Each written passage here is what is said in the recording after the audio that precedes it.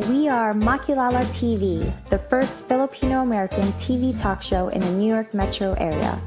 Get to know us as we talk to the community leaders, innovators, advocates, and emerging artists who affect Filipino-American life.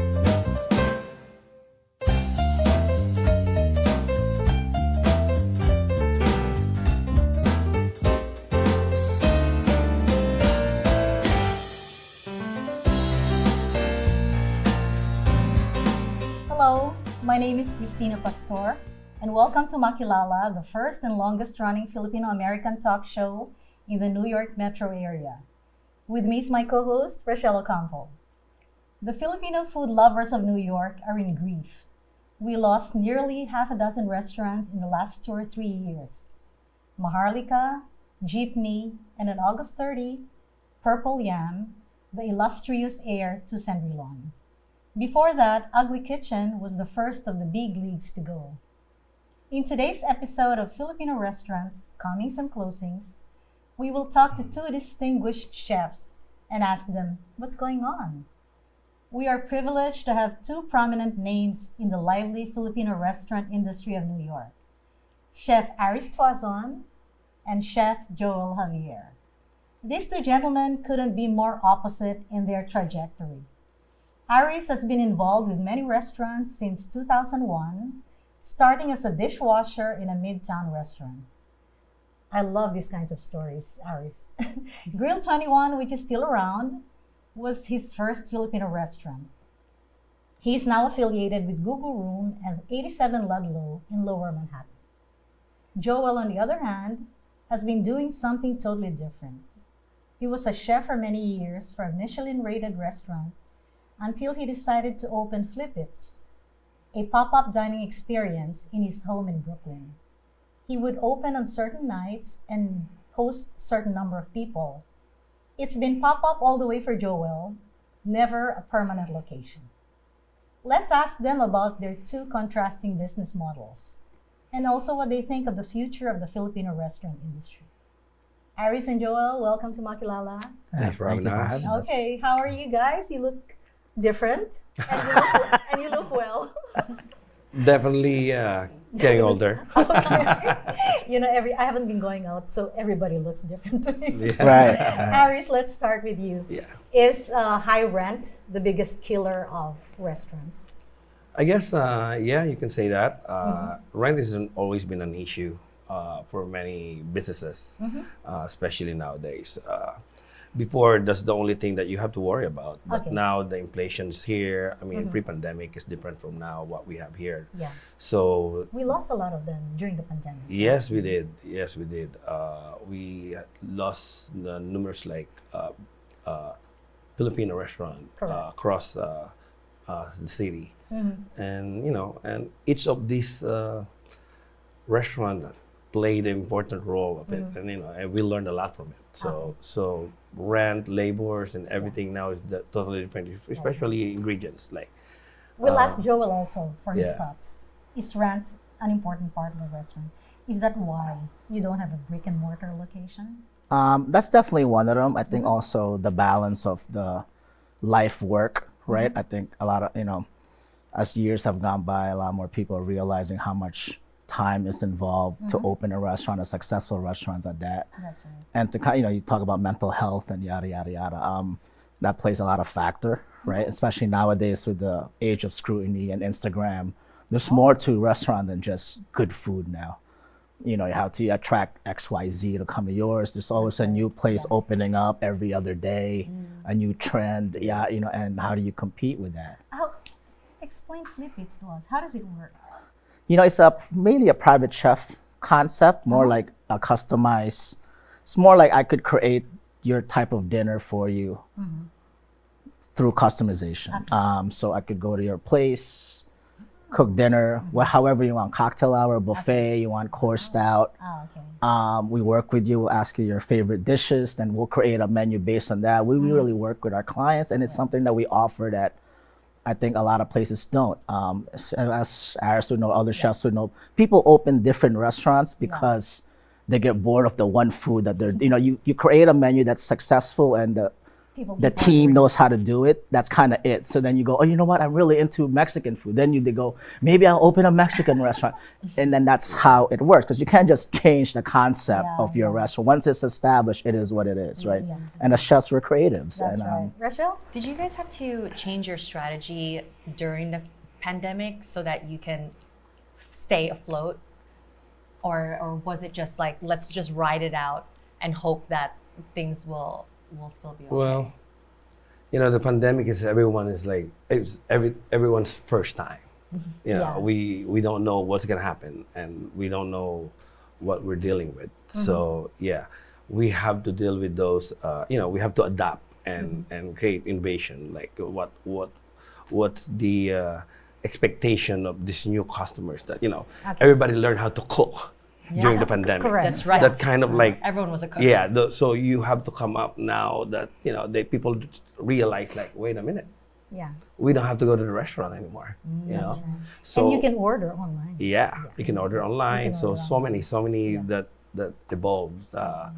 But it's part of the game. I mean, you just have to keep reinventing and when Maharlika, Purple Yan, and Jeepney closed, what went through your minds? Aris? Change, probably. Like I said, that each of these Filipino restaurants kind of like played a very important role on this. Like they're kind of legacy restaurants. Would you consider them legacy restaurants? Help play a role. We all learn from what they did and what they become, and that's right. And and from there you just have to really do things and keep going in what would be the new demand for this market, like the trends and everything.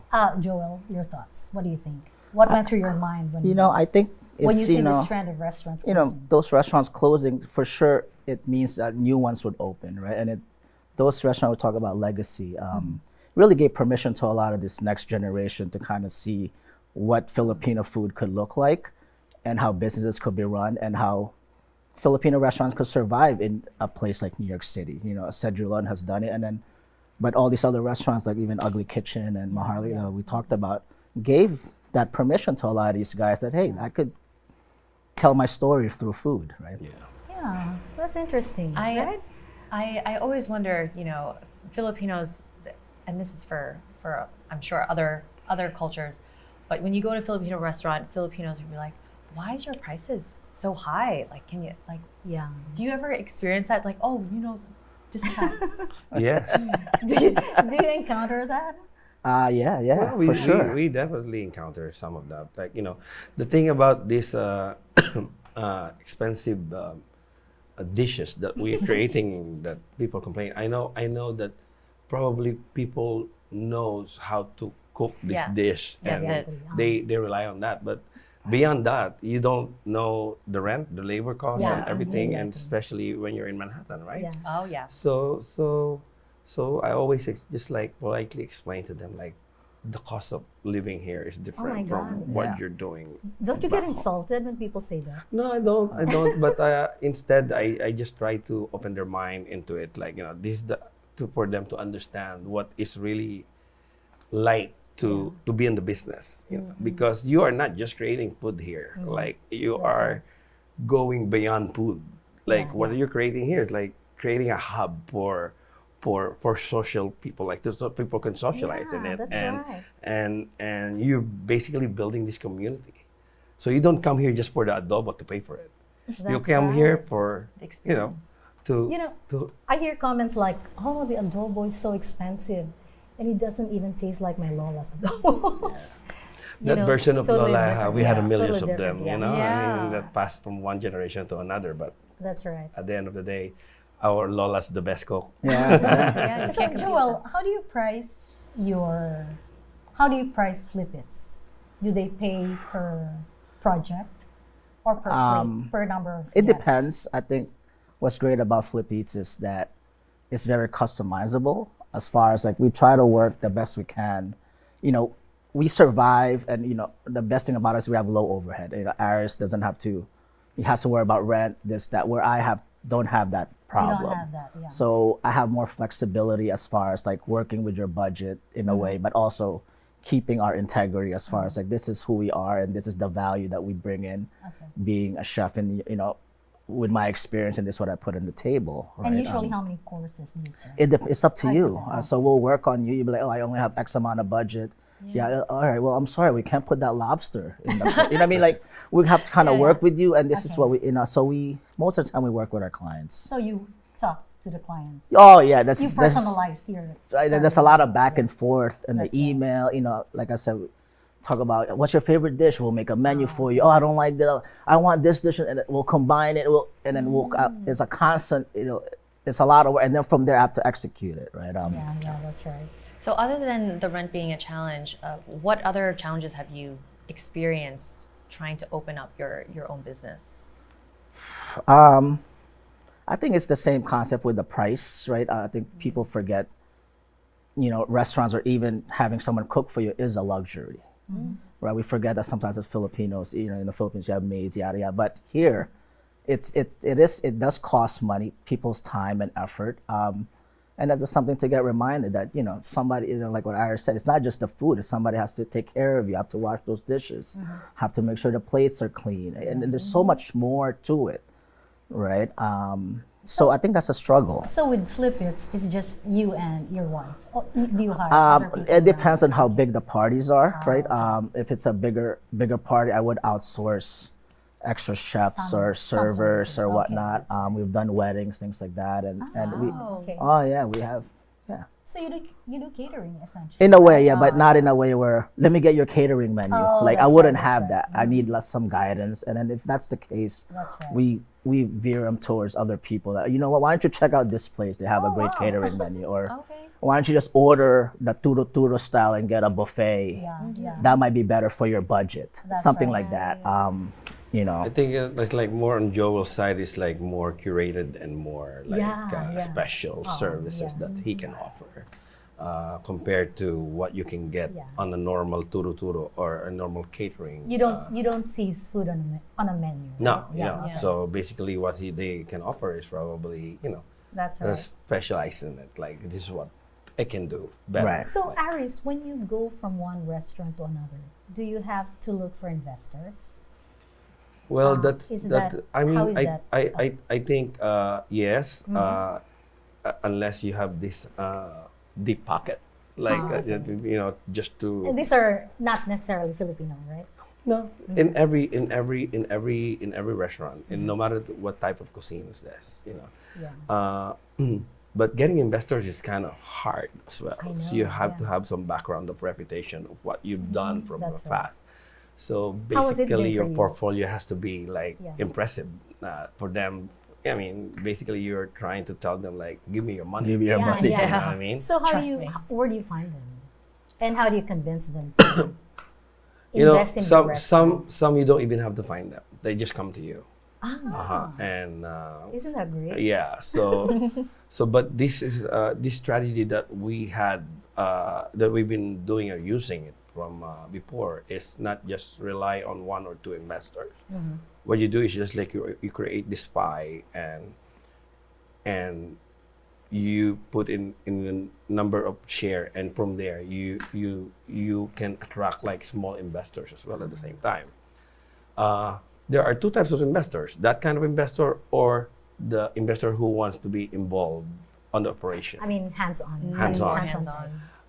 Yeah. So this investor can also be a chef, a fellow can be a chef like myself. Like so nowadays I try to avoid partnership that involves an operation. So I mean, so it's just like more control of if you believe in your vision and turn it into reality, and then you just have to just really focus on it, because other than that, I mean, two heads are sometimes like it doesn't align. It's just like there should only be one chef in the kitchen. Yes. So it's only one person can yell at me, my wife. Yeah. You cannot do that. Yes, boss. Like she holds the dish. So what are their expectations aside from return on So investments? when you build basically building a concept, you start with what is your feasibility study of this restaurant itself. Oh, okay. So it's a lot. It's a lot to begin with, from location, rent, and how many people who are gonna be involved in it on the operation, and then from there you can project how much do you need to provide, and able for you just to survive, To make a profit. Yeah. to make a profit. Yeah. That's right. But one thing that you should learn is like building a business or restaurant. You don't count on profit right away, because that's what that's just going to frustrate you at the end of the day. So what you do is like you just start it, and then You I- hope and pray that it you- builds. It's no, just like you- no, you just opening a have to- newspaper. It's you like just have to opening a bel- newspaper. Yeah, you go you all just in have to on it. believe Yeah, in it, yeah. you know? That's right. You just have to believe in your capability of what you can deliver. Yeah. Probably. But So you're- for many years, there will be no profit at all. Not for many years. For No, the startup no, it years. really depends. Years, Now, yeah. How long did you start to actually get profit after you opened? you know, it didn't happen overnight. I started like as a chef, and then became a partner, Partner, and then did my own thing. Yeah. Like I said, I think the most important part here is like building your portfolio or your reputation. How are you going to be That's right. build this community that will believe in you? Mainly part of that is the biggest contribution that what Ugly Kitchen gave me Yeah. is the opportunity to show people like, hey, like I said, this is not just the food. Yeah. This is a community base. This is like our is. hub. I loved Ugly Kitchen. Right? It was I mean- such Yeah. a cool I place know. mean, to be. I it's did a a- fundraiser with you. I love Yeah, it. I think we Yeah. all We did. did, we did. Part of us like birthdays, Yeah. Yeah. baptism, you name it, graduation, Yeah. whatever event it is, we all contributed in that. So like I said, it's not, you go beyond Yeah. what you can do on in the kitchen, Yeah. and that's the most important part of that. I think it like something that you don't expect to happen. So but let me it's just built. very quickly go to Grill 21, which is your first Filipino restaurant, Yes, right? yes. How long did you stay with them? I was It is part- now the longest running Filipino It, restaurant yes, in it, Manhattan. yes, right? yes, it is. Oh, Yes, wow. it is. It is now, yeah. We opened that 2005 of July 2, 2005. Yeah, I wow. still remember. It's That's just like right. yesterday. Yeah, under Marisa Beck, Beck, yes. Marisa Beck Uh-huh. ownership. Like Correct. Yeah. yeah, and I was basically part of the. I did from literally build out to menu development and everything. I stayed with them until up in 2008, 3 years. 2008. And then I started my own catering company, and That's then, right. Yeah. then did a couple of years, and then opened up partner again with Cafe 81. Cafe. That's also hers, right? No, Cafe 81 is under Bruce that owns Cristal back in Woodside. yeah, That's right. in the Woodside. Yeah. You know, this is back in 2009. I believe they. Were you involved with that too? I was Cafe involved there. 21? That was my first partnership with the owner that under my pool operation. Okay. So that was a big break that I got from this this yeah. guy. Yeah, and then from there I realized I'm ready.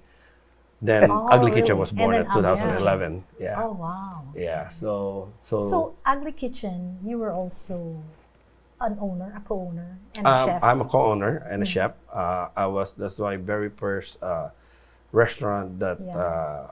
really invested in it as well at the same time. I have 3 other partners, which is Ron Ancheta, Frank Pablo, and Randy Libera at that time with his wife, May. Yeah. And then we lasted about like 9 years. We I signed the 10-year lease, Oh. but we're on our last year, last year.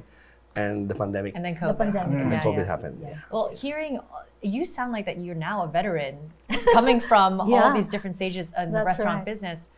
Joel, hearing his experience, like, do you feel like that you could ever have a brick and mortar place? or you're like, I'm good right now? You know, where I for am? now, I think I'm all right. I mean, it's always obviously something we think about often. You know, I think, you know, having people have access to our food is something that sometimes we think about a lot as far as like, you know, the value, or at least like the work that we put in, that more people could enjoy it. So it is a dream, maybe. I don't know. Like, so we think about it, but for now, we're enjoying It's kind up of the there. flexibility. It's up Yeah, there. it's never out of the table. Let's Okay. put it that Okay. way. Yeah. If you don't want to, if you sleep at night, stay that way. If you don't want to sleep I'm at sure night, you and Rachel Yeah. would love to sleep at night and keep it that way. I take naps too. Yeah. So, No, wow. Yeah, no. If you want to close your eyes and see $10,000, it's coming in the next few days. Then, Oh my God. So the returns are. So you're doing a great job. Yeah. Thank you. Stay where you are. Stay. So one of the reasons also for restaurants closing is health reasons of the owners, right? And they stopped. They couldn't continue because nobody in the family wanted to take it up, right? I think that's what happened to Elvis. Yeah. The people got older. Yeah, I don't And I know don't if think the anyone family- does remember Elvis, but I do Yeah, remember, I remember still Elvis too. right on the corner of 14th Street and Yeah, First that's right. Avenue. And and Ali Elby were there, Yeah, and with yeah. all her barbecue, mungo, tinapa, Yeah. everything you Wow. name it. Have you been No. there? No. So this That is was back in, in 2001, no? East Village, right? East Village. It's yes. one of the East right Village in, pioneers, right in front by Yeah. right in front of right across Stuytown. Yeah, Yeah, right across Downtown, right, I remember. right on the exit of 14th Street and First. That's right. I remember people would just go there and just like grab like, I believe back then, 2 ulam and a rice is like $10. Yeah, Combo, yeah. right. Yung turo-turo. Combo. Combo. Combo. Yeah. Combo Yeah. meal. Combo and also, meal. another important factor to consider in opening a restaurant is location, right? Very. There's a lot of restaurants along the East Village because there are many hospitals Yes. around it, right? I think those days are over. I think Really? it's Why? I think it's not, you just don't look for where the hospital is if you are a Filipino Why? restaurant. Because the audience is not just. Does the audience change Yeah. over the years? Not just years, decades though. Before, you know, when I started 2005, I only rely on the Filipino market. Yeah. But after probably 2011, a couple of years after, that kind of changed the game because you are not only catering for the Filipino anymore. Other people like started like, you know, trying to experiment and try to. So are you saying that the market has widened? Oh yes, definitely. I think you Really? need to now because With the help of social media and all these celebrity chefs like Anthony Bourdain, Yeah, when yeah. he's still around and everything, they definitely gave like a biggest like contribution for us to elevate us Yeah, to like yeah. for what is really Filipino food. Like, you know, the thing about this nowadays is like before is like when you think of Asian cuisine, the first before you end up a Filipino, you have to think of like Chinese, Thai, Japanese, Japanese, Vietnamese, or even Korean. Malaysian, Korean. Yeah.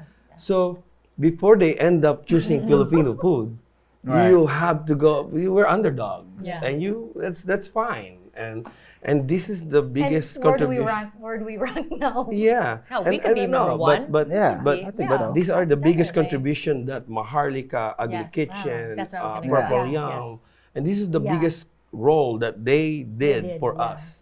Wow, that's Yeah, a nice I thing think. to say. Yeah. Well, I mean, do you think that you also helped contribute that to? I Yeah. think you did. Yeah, I'm because sure, Aris, yeah. you're one of the Pretty sure pioneers You too. really are. we Take definitely some credit. Take it. we did. Like Yeah. I said, we put all our heart in there. But you know, it's just not me. Yes. It's just like the whole community, kind of like who supported that went in and out of that ugly Oh, kitchen, kind of that's like right. part of So that. we are being reminded of time. Before we close, I wanted to ask both of you, what are your favorite Filipino restaurants? Oh. What is your favorite Filipino restaurant? Joel, let's start with you. Man, you know, I just not to eat anyone's home. I really loved Ugly Kitchen. Yeah. Joel, you don't have to say that. No, I did. You know How what it about was? the current one that we could visit The current today? one, you know, Yeah, I we could went to visit. Renee's recently in Oh, Woodside. I yes. loved it. yes. Tito Rad's is Very homey. I think he's one of the Yeah. only ones doing the panga of tuna, and that's yeah, not a my lot. favorite. Not a lot of places have that I option. agree, I I love agree. that part. That's right. Yeah. Kabayan. Kabayan. My Kabayan mom is loves something. Kabayan, so we go there often for like, True, because my, true. my sister would visit from Boston, and we'll go there for I early at I think brunch, like Kabayan at is a 10. favorite by the boomer generation. Yeah, I think they like the They like the ambiance. traditional, with yeah, the- the traditional. yeah. I love What it. about But, You know, I haven't been to Other- the new ones like the new ones, Knox and Tadhana, and I yeah. haven't. They're on the list. okay. It's good. We'll do a food tour. Okay. We'll do a food tour. Me, Joel. I don't know. I Joel, have to I'm stick sorry. with the Grill 21 probably just because I started that and it's still open. right. I'm pretty Yeah. proud of what we started and that. But Filipino food, that means Filipino food now is different because it's not what we started like really authentic ones. Different because it's Yeah, it's all fusionized? fusion. Yeah, Ah, I think which is nothing wrong with it. It's just like the problem is like we are introducing this Yeah. Filipino cuisine now in a different level. It's just like instead of like going back, probably Joel was right. Go to Queens and you still get the traditional one. Right. Traditional. So you still haven't told us your favorite Filipino restaurant? Yeah, he said Grill, grill. Grill 21. 21. Grill. Aside from Grill 21. Oh man, I like Tito Rad's as well. I like Tito I like Rad's. the- I Ooh, like shout out the- to Tito Rad's. Yeah. So All right, thanks Yeah. so much, guys, and thank you, Aris and Joel. Sorry that we are short on time, but at least now we understand why restaurants come and go. Let me just mention that while many restaurants have left us, many others have opened. We have Tadhana, Tradition, Nax, FOB, Dollar Hits, right, and Patok by Rach. So I hope they stay with us for many more years, and that we hope the Filipino community supports them. yeah. And on behalf of Rachell, thanks for watching. Okay, and before we go, I wanted to just check out some liquid gold here from Joel. Can you tell us a little bit Yeah, about it? this is actually just a garlic condiment that you could put on top of anything, season anything. Yeah. It's just a garlic. You know, Filipinos love garlic, so this is Yeah. something that you could get. You could get it online. We ship nationwide. Liquidgoldgarlic.com. Free shipping after 3 bottles. Nice. Great present for like, you know, your Lola that doesn't like to cook so much, or That's your right. mom, Easily Yeah. make the I college actually- student that fried rice. doesn't, you know. Like, Yeah. I actually tried it. It's very good. I put it on vinegar. Oh, And yeah. put it Kinda like a chili oil, right? Kind of like a chili oil, but more And then garlic put because it we're on Filipino, you Something know. fried, right? Yes. Anything Yeah. fried. Anything fried. Anything Steam fried. also if you Love want to it. kind of be Yeah. healthy-esque. That's right. Thanks Yeah. so much. Thank you Remember, for liquid you. gold. Yeah, thank you.